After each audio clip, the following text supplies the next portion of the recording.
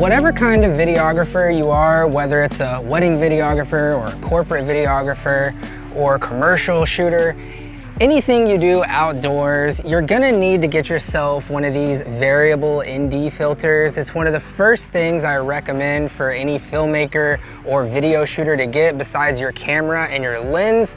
The next thing I would say is get yourself a good variable ND filter. So in this video, we're gonna be checking out this new SandMarc variable ND filter. So let's get into it.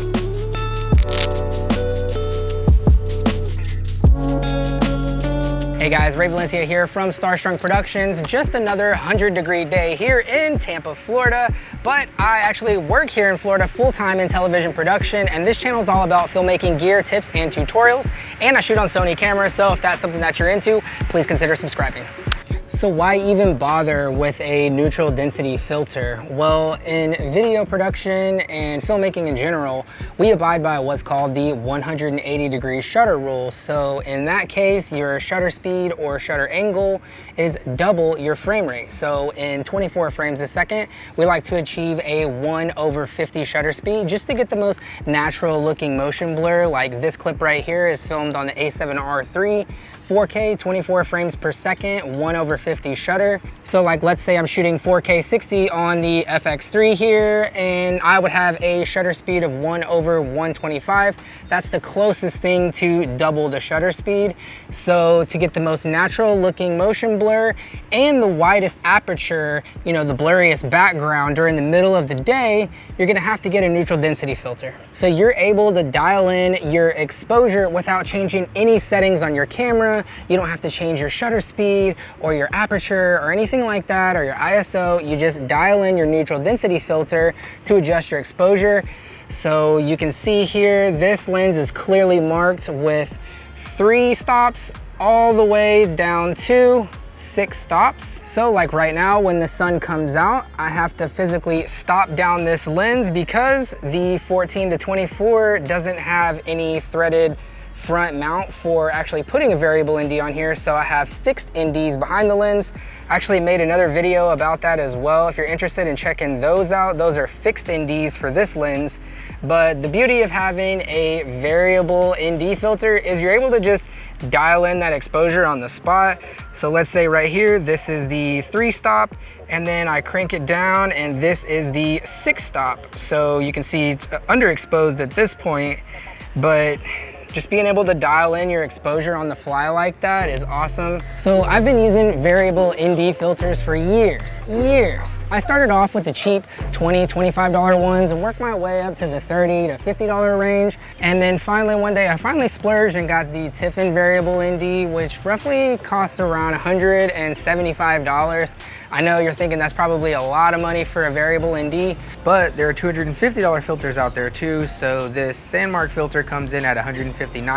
So definitely not the most expensive one out there, but definitely not on the cheap end, nor cheaply made. But the one thing I noticed is that most of the cheaper ND filters have a real serious problem with color casting.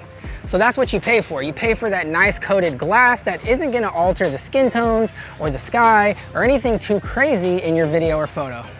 So variable ND filters come in handy whenever you're like run and gun and you go from a dark situation to a bright situation. Like let's say you're filming a wedding or a documentary or something like that and your lighting conditions are constantly changing.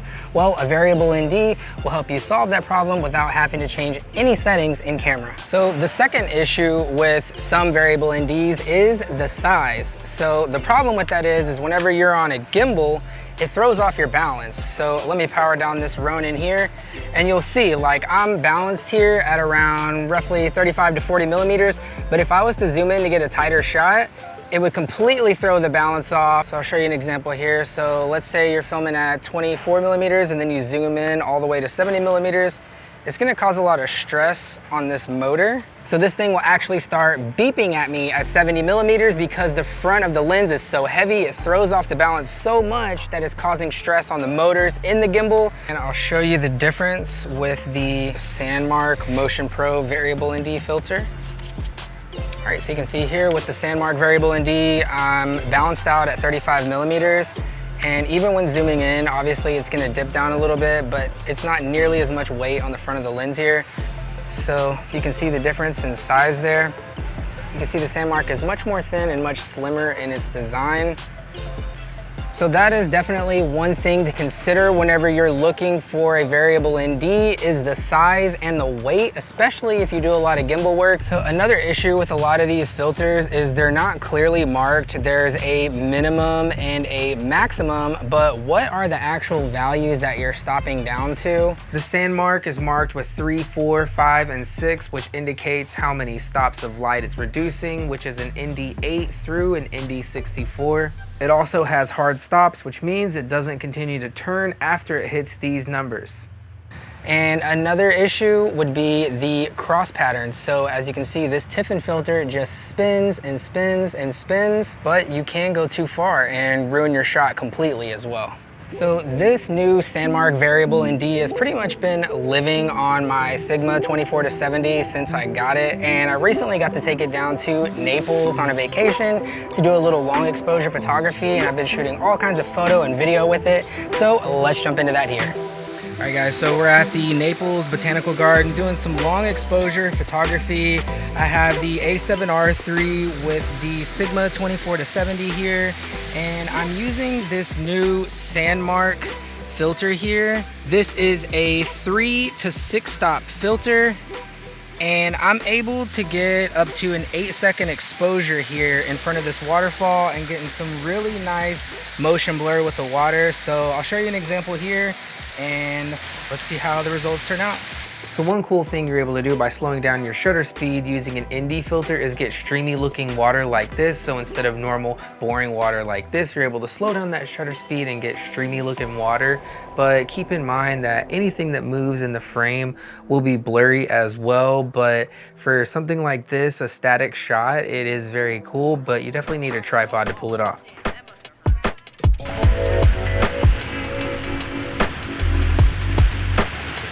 So one downside is the lens cap doesn't fit back on the filter, so I have to put it back in my bag with the lens open. But luckily it's soft inside here, so it doesn't mess it up or anything. But that's one thing I wish, is that I could fit the lens cap back on there with the filter, but it's so low profile that you just can't. Oh man, it feels so good to get a dry t-shirt on. It's so hot here in Florida in the summer, but it's also hot here year round, which is why I live here. But would I recommend this SandMarc variable neutral density filter to you? And the answer is yes, but then again, I would recommend that you get any ND filter if you're just getting started out.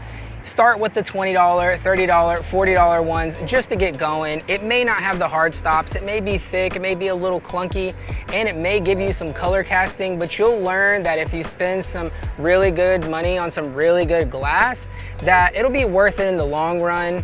So if you enjoyed this video today, be sure to hit the like button and leave me a comment if you have questions about anything at all. Shoot for the stars, and I will see you guys in the next video.